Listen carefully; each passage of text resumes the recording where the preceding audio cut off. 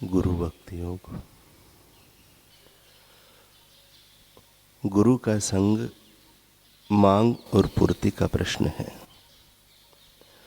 अगर सच्चे हृदय की मांग हो तो पूर्ति तुरंत हो जाएगी।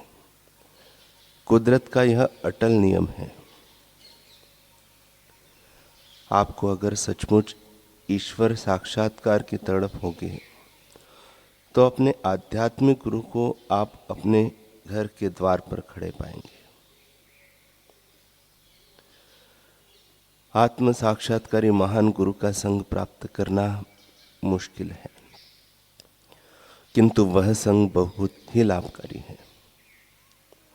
आप अगर भक्ति भावपूर्वक ईमानदारी से प्रार्थना करोगे तो वे स्वयं आपके पास आएंगे।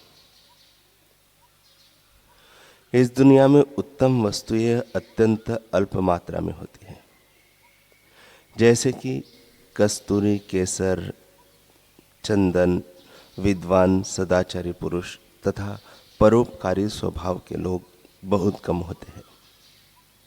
अगर ऐसा ही है तो संतों, भक्तों, योगियों, पैगंबरों, दृष्टाओं और आत्म साक्षात्कारी गुरु के विषय में तो कहना ही क्या।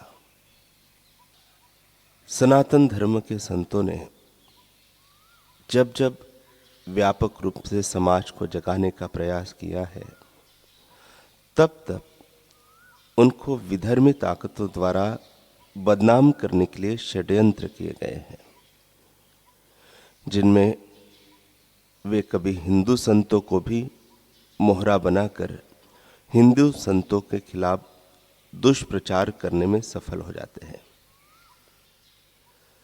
यह हिंदुओं की दुर्बलता है कि वे विधर्मियों के चक्कर में आकर अपने ही संतों की निंदा सुनकर विधर्मियों की ही हाँ में हाँ मिलाने लग जाते हैं और उनकी हिंदू धर्म को नष्ट करने की गहरी साजिश को वे समझ नहीं पाते।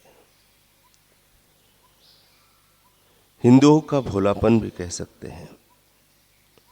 कुछ तो इतने भोले हैं कि जब किसी बड़े संत पर षड्यंत्रकारी आरोप लगाते हैं तो खुश होते हैं कि अब हम बड़े हो जाएंगे।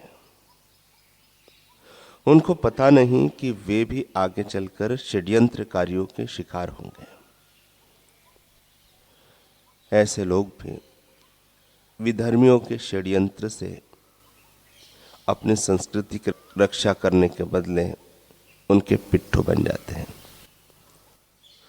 स्वामी विवेकानंद जी जब अमेरिका में सनातन धर्म की महिमा गाकर भारत का गौरव बढ़ा रहे थे, तब वहाँ कुछ हिंदुओं ने उनकी निंदा करना, कुप्रचार करने वालों को सहयोग देना शुरू कर दिया। उसमें मुख्य थे वीरचंद गांधी और प्रताप चंद्र मजूमदार। वे ईसाई मिशनरियों की कठपुतलियां बन गए थे। वे कहते हैं, विवेकानंद जी एक विषय लंपट साधु, विलासी युवान और हमेशा जवान लड़कियों के बीच रहने वाला चरित्रहीन पुरुष है। ऐसा अमेरिका के प्रसिद्ध अखबारों में लिखने लगा। इन दुष्प्रचारकों ने विवेकानंद जी के भक्त की नौकरानी का विवेकानंद जी के द्वारा यौन शोषण किया गया ऐसी मनगढ़ंत कहानी भी छाप दी थी। जिस भवन में स्वामी विवेकानंद जी का प्रवचन होता, उसके सामने वे लोग एक अर्धनग्न लड़की के साथ विवेकानंद जी की फोटो के पोस्टर भी लगा देते थे।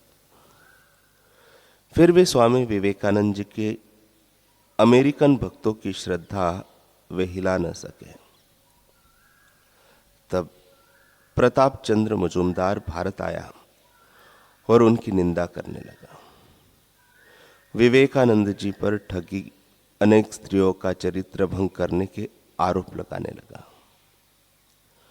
स्वामी विवेकानंद जी भारत के सनातन धर्म के किसी भी मत के साधु नहीं है ऐसा वह दुष्प्रचार करने लगा।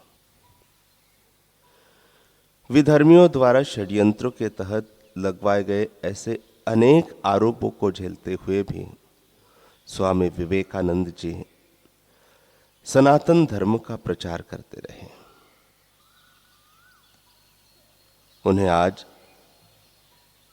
समस्त विश्व के लोग एक महापुरुष के रूप में आदर से देखते हैं, लेकिन मुजुमदार किस नरक में सड़ता होगा हमें नहीं पता। कृपालु महाराज, स्वामी केशवानंद जी आदि तथा पूर्वकालीन संत जैसे स्वामी विवेकानंद जी, नरसिंह मेहता, संत एकनाथ जी आदि पर भी कई दुष्टों ने आरोप लगाए थे। आरोप लगाने वाले तो भगवान को भी नहीं छोड़ते।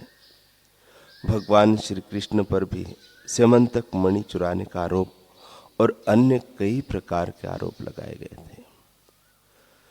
भगवान श्री रामचंद्र जी पर भी आरोप लगा था कि बाली को उन्होंने युद्ध धर्म की नीति का उल्लंघन करके मारा था, और महान पतिव्रता नारी सीता देवी पर भी एक धोबी ने चरित्र भ्रष्ट होने का आरोप लगाया था।